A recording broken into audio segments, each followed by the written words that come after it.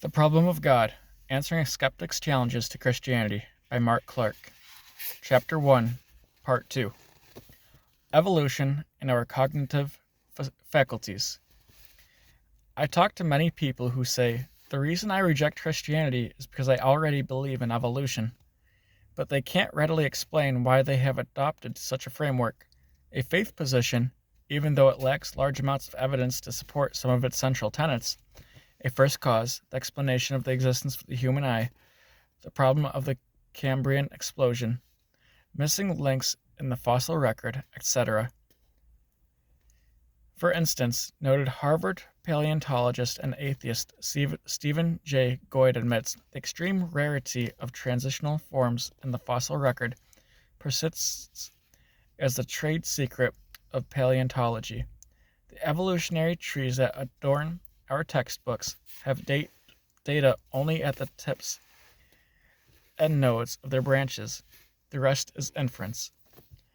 He admits that the fossil record does not show species gradually transforming from one kind to another, but each kind appears all at once and fully formed. Much has been written about these holes in evolutionary theory, which should collectively cause us to at least be cautious before accepting the worldview uncritically and carte blanche. Darwin himself cites the holes as the most obvious and gravest objection which can be urged against my theory.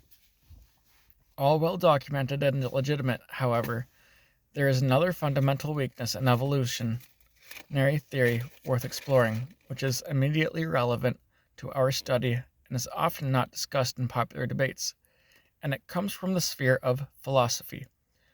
Explanations for life and origins that preclude God have long been frustrated when trying to explain where and why certain cognitive developments originated in humans.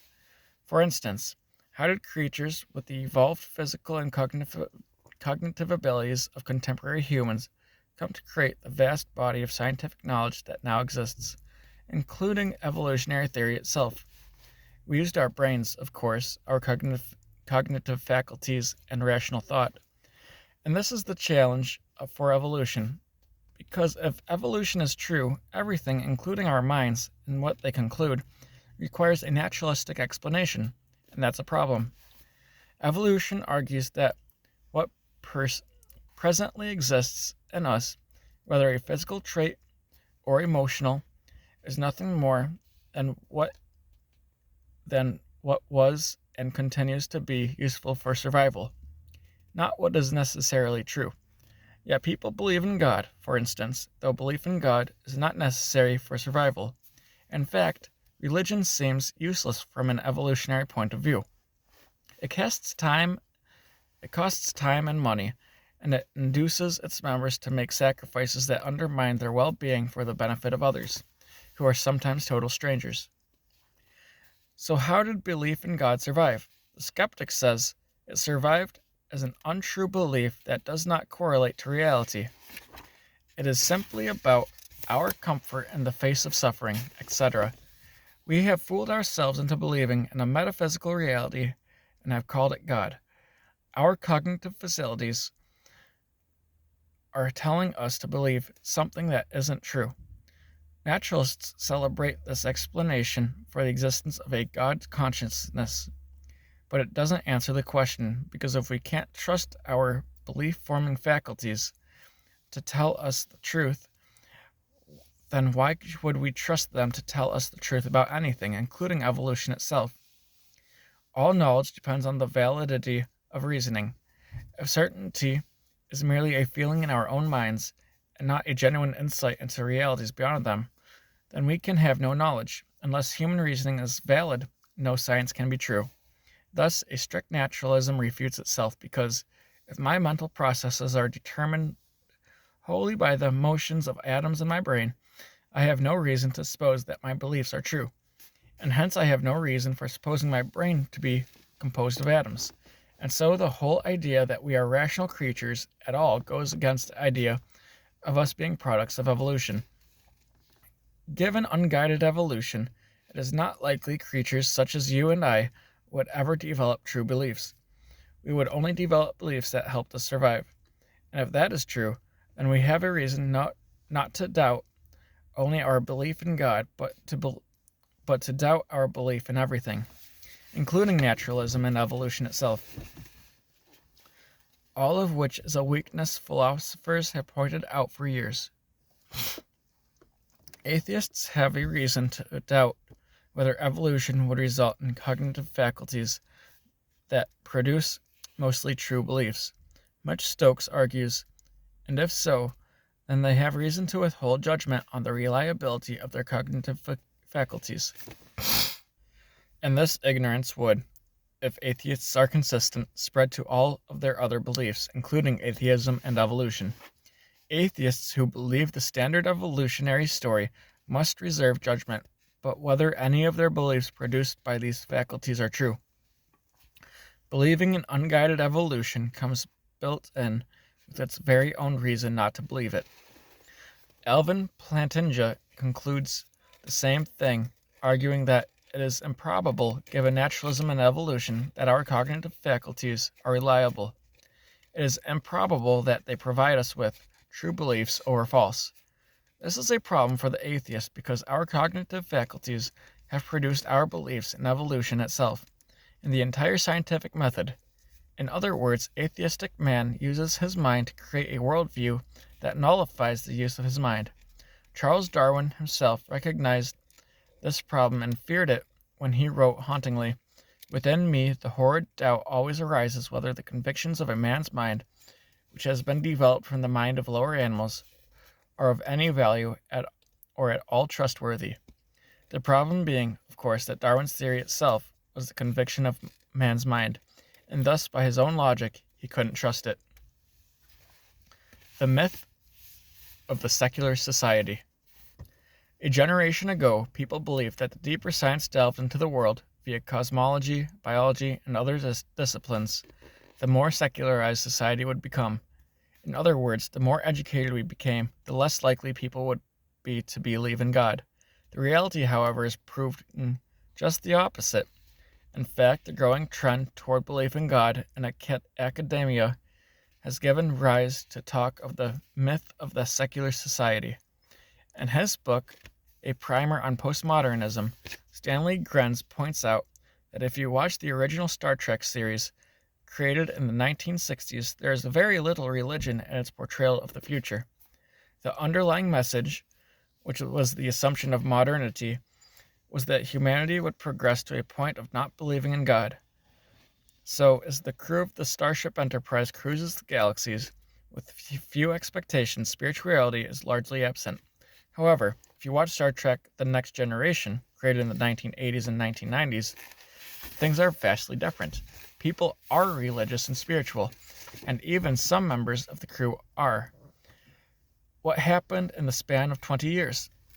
As science delved more deeply into the workings of the universe, people discovered rational, logical reasons to believe in the existence of God.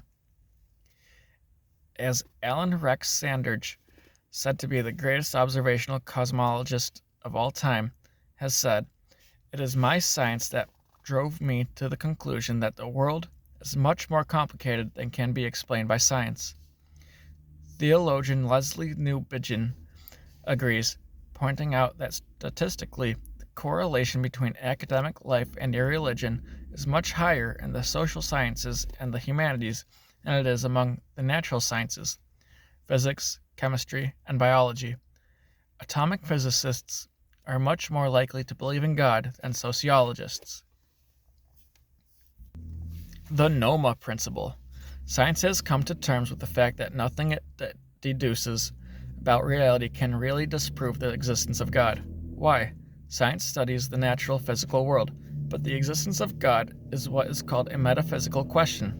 The word meta is the Greek word meaning after or beyond. God is a being found beyond the physical world.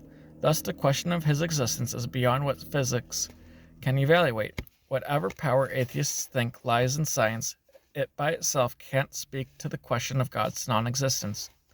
Harvard professor Stephen Jay Gould, the most celebrated atheist evolutionary biologist, paleontologist and historian of science of the last generation understood this fact deeply, arguing that nature just is, and we cannot use nature for our moral instruction or for answering any question within the magisterium of religion.